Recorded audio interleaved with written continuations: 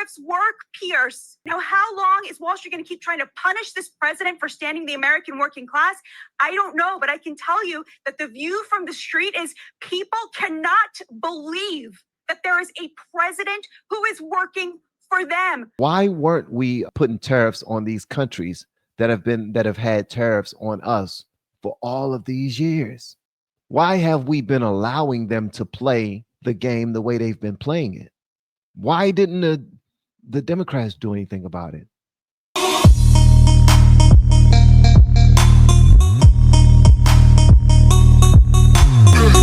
It just comes back to the fact that Democrats don't understand economics. Because if you look at the moves that Trump is making right now, these are great economic recovery moves. So if you study economics, you know something about the Marshall-Lerner principle. And basically what you got to do is you got to decrease the value of your currency and create a surplus in trade. And in that way, you start to create some economic recovery. So because these guys don't understand economics, they're mad at Trump. It just comes back to the fact that because they don't understand economics, they are mad at Trump. Or because they were all told to be mad at Trump, they're mad at Trump. Or they've been told to listen to the experts only who are all in cahoots and mad at Trump. But check this out right here. Young lady was on Piers Morgan's show.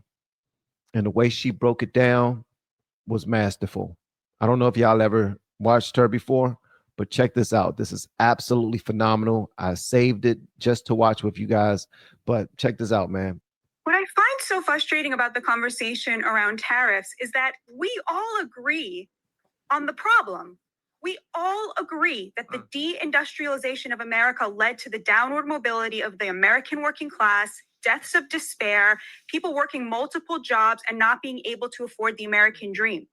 We all agree that it is deeply unfair for the American middle class to be bearing the burden of unfair tariffs from other countries.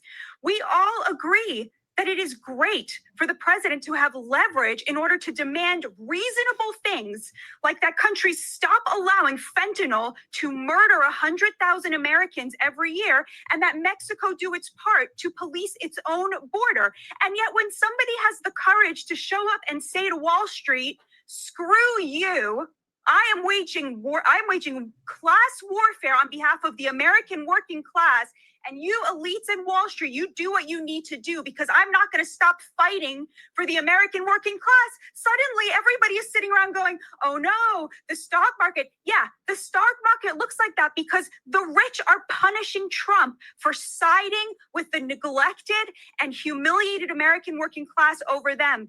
We have already seen these tariffs work, Pierce. The number of people crossing the southern border is at zero. Fentanyl is at record lows for the last 10 years. We have already seen $1.2 trillion in manufacturing invested in this country since January 21st. So they have already worked. Now, how long is Wall Street going to keep trying to punish this president for standing the American working class? I don't know, but I can tell you that the view from the street is people cannot believe that there is a president who is working for them, who is putting them first and telling Wall Street to go screw itself. Wall Street, which picked the Democrats for the last 3 election cycles in a row. That's what the real story is here. American Compass did a survey of just GOP voters. We know she is cooking. And you know, you will have the people in Congress, the Democrats anyway, who will say that Trump only cares about himself. That's what they will say. It's completely disingenuous. They know what's going on. They just don't want us to pay attention to what's happening. Because if we start paying attention to what's happening, then we can start holding them accountable. They want to seem like they care, and they don't. Why weren't we putting tariffs on these countries that have had tariffs on us for all of these years? Why have we been allowing them to play the game the way they've been playing it? Why didn't the Democrats do anything about it? Why didn't anybody do anything? How come this is the only time since 96 that I'm hearing somebody fuss about making sure that we reestablish ourselves as the world's superpower. I mean, that's what for our military, that's economically, that's everything. I think our country is about to come together unlike it's ever been. And it's mainly because of all of the drastic changes that are taking place under Trump. He's doing things that they were afraid to do, or just he's doing things that they were too greedy to do. Rather than, if you really want everybody to get money, then you need to make sure that you make moves like what Trump is doing right now. Trump's making moves so that everybody benefit. It might hurt in the beginning, but it's going to move us toward a better place. We have been helping people grow online. It has been absolutely amazing. We have helped many content creators get from zero to monetization in under 30 days. We even have a couple of these superstars who did it in 1 or 2 weeks. If you want to learn how to do YouTube, I don't care your age, I don't care what skills or talents you have. Trust me, I can help you do it effortlessly. Just reach out to me with the word coach and we can get it done. One more thing. We have a YouTube course that I just now created. I'm extremely proud of, and a lot of people are getting so much from. Purchase that course and work with us. You can join our private Facebook group and our daily group calls, which is 3 to 5 days per week. And you can learn so much more than you've ever learned before. I can't wait to hear from you. Love you. Peace. Know now that the majority of Americans who make under $100,000 a year now vote for the Republican Party.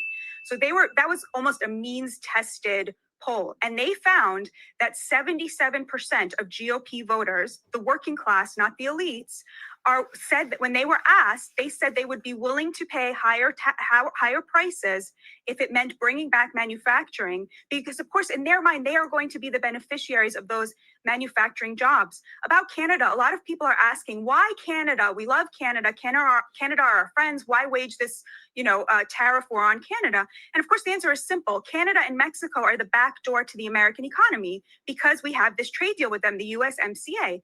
So if there are no tariffs on China, if Canada and Mexico do not match our tariffs on China, China simply builds car manufacturing plants in Canada and in Mexico, which they have already done, and they use that in order to get tariff-free cars into the American market, which is exactly what President Trump is trying to get away from. So what he wants from them is for them to close that back door. And I just want to emphasize again, back in the 70s, when the majority of the GDP in America was in the middle class, right? That's kind of like the golden era that we look back to, of when the economy was really healthy and working class people felt that they could afford a middle class life. 25% of our economy was in manufacturing. Today, the top 10% control over 60% of the GDP. And that is a direct result of the fact that only 10% of our economy is manufacturing. And the largest share, 20%, is in finance and real estate, which is, of course, how other countries we